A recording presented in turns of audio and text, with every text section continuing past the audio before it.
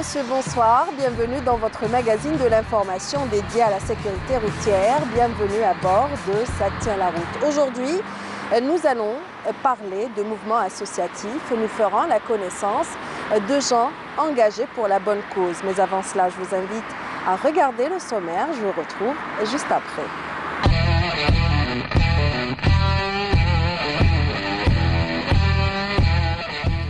Dans le numéro d'aujourd'hui, nous allons donner la parole au mouvement associatif et à des gens engagés, leur cheval de bataille, sensibilisés autour des accidents de la route. Pour la démo, notre pro nous parlera d'essuie-glace. Nous continuerons dans la série des spots de sensibilisation dans le zapping. Et enfin, les enfants dénonceront leurs parents dans Parole d'enfant.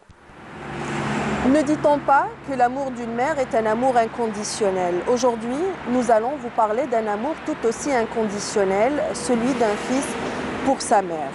Samir Khmissi est un jeune Algérien engagé, motard depuis 36 ans. Il fait de la sensibilisation routière un sacerdoce. Il faut dire que l'accident de sa mère a été l'élément déclencheur. Aujourd'hui, bénévole, il tente de monter sa propre association Stop Agressivité, un nom soigneusement choisi par sa mère. Hasna Zoubiri est partie les rencontrer, elle est revenue avec ce reportage. Regardez.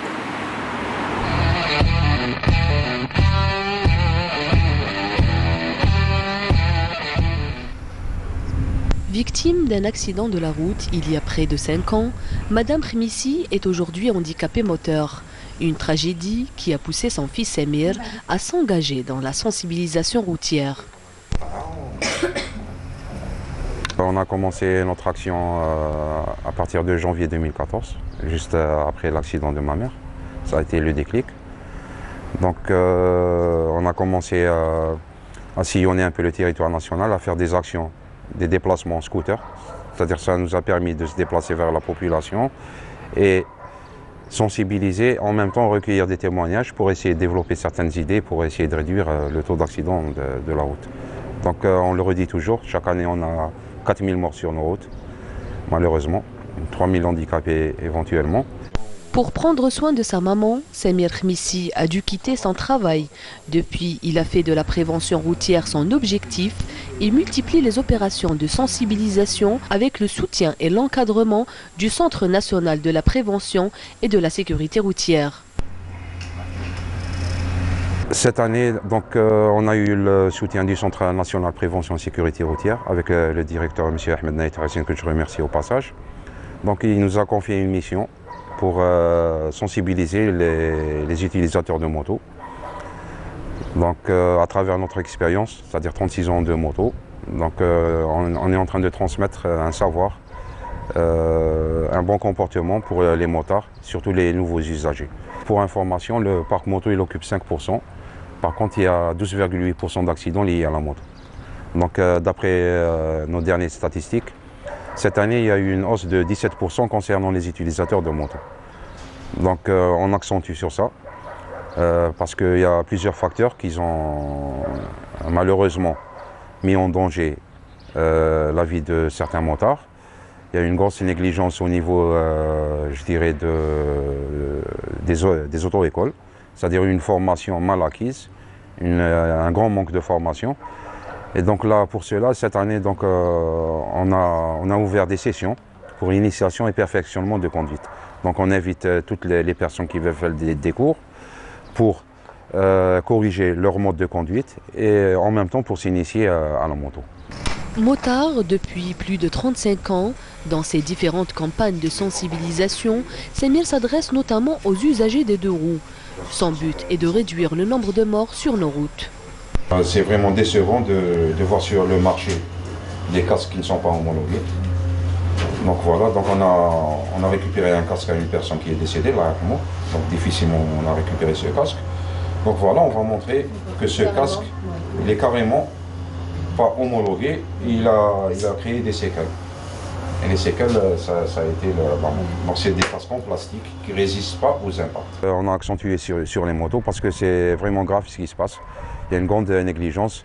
On voit que beaucoup d'utilisateurs de motos, je ne veux pas des nouveaux utilisateurs, c'est jeunes, qui conduisent d'une manière anarchique, c'est-à-dire sans se protéger, sans utiliser le port du casque, ou bien les gants, ou bien la veste avec les protections.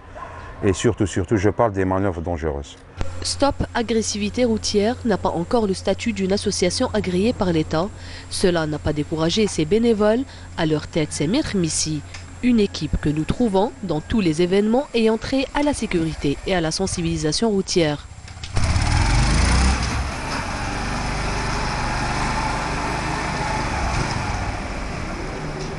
L'entretien d'une voiture nécessite de prendre soin des pièces dites complexes sans pour autant négliger celles qu'on pourrait appeler de simples. La plus forte raison, les essuie-glaces, car un pare-brise sale est égal à une visibilité réduite. Anis Benay nous dit tout sur les essuie-glaces, c'est l'heure de Démo du Pro.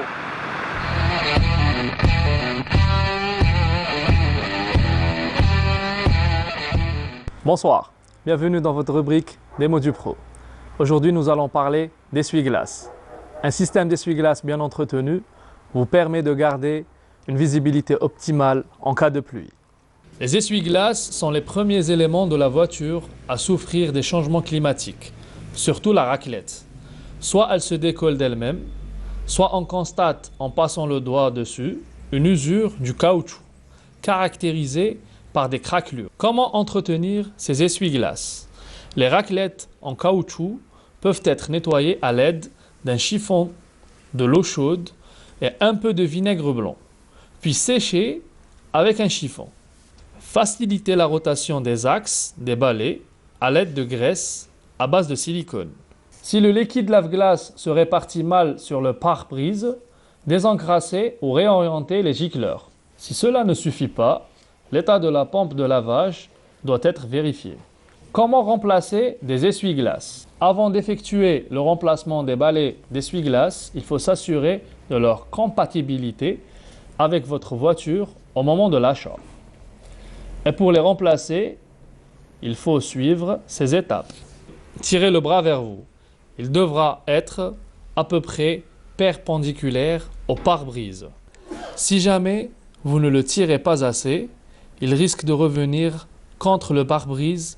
Il est donc recommandé de poser une serviette sur le pare-brise, d'éclipser le balai ou dévisser-le, selon le modèle.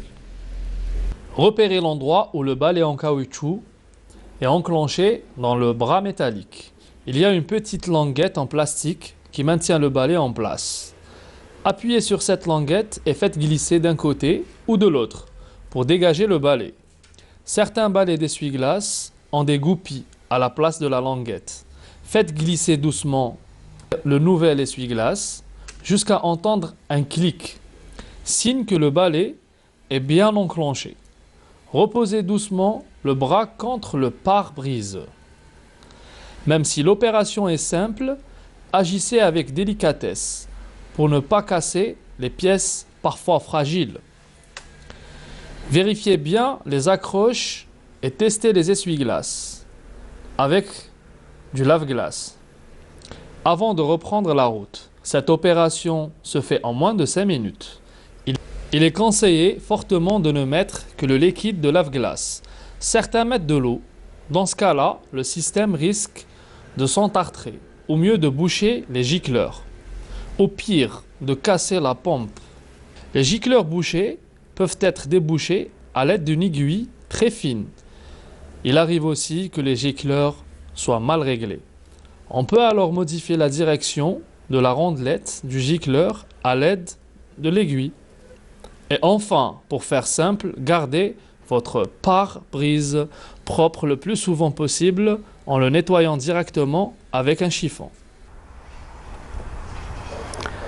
Les balais d'essuie-glace doivent être remplacés chaque 6 mois, 1 année. Voilà, les balais d'essuie-glace n'ont plus aucun secret pour vous. Merci de nous avoir suivis. On arrive à la fin de la rubrique.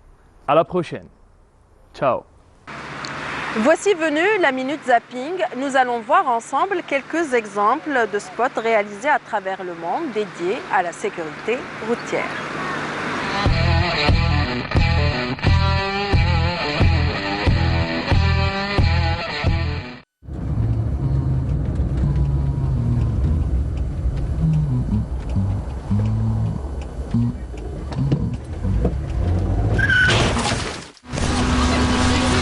close does a biker have to be before you see them? Here, here, or here? At a junction, look, look, then look again. Think, take longer to look for bikes. Henri est en famille sur l'autoroute du Soleil. Il monte à 150, il veut arriver avant la nuit. Mais pour avoir voulu gagner du temps, il perdra la mère de ses enfants. Leur tante se dévouera à eux corps et âme. Enzo boitera toute sa vie. Son équipe perdra son meilleur attaquant. Et l'associé de Myriam n'aura pas la force de continuer sans elle. On ne regrette de rouler trop vite que lorsqu'il est trop tard. Combien de temps? Combien de temps allons-nous continuer? Continuer à croire que 100 blessés graves par jour, ça n'est pas si grave que ça. Continuer à croire que réparer les corps peut suffire à réparer les vies. Continuer à croire que ceux qui survivent pourront revivre comme avant. Continuer à croire qu'un accident de la route ne dure qu'une seconde, alors qu'il peut durer toute une vie. Continuer à croire que derrière chaque corps blessé, il n'y a qu'une seule vie blessée. Continuer à croire que les accidents de la route sont une fatalité, alors que c'est à nous d'agir pour les éviter. Rendre la route plus sûre ne dépend que de nous.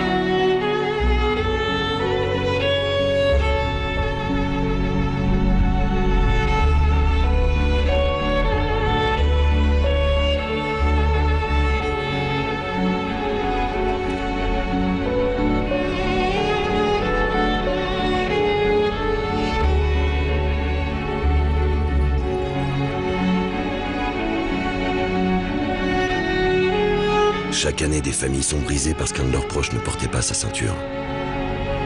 À l'avant comme à l'arrière, attachez votre ceinture. Attachez-vous à la vie.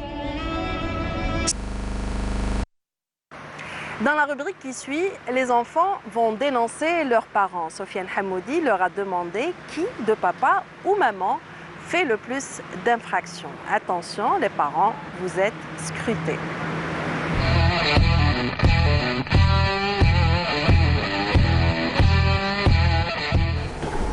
Tes parents conduisent? Oui. Les deux? Oui. Font des infractions?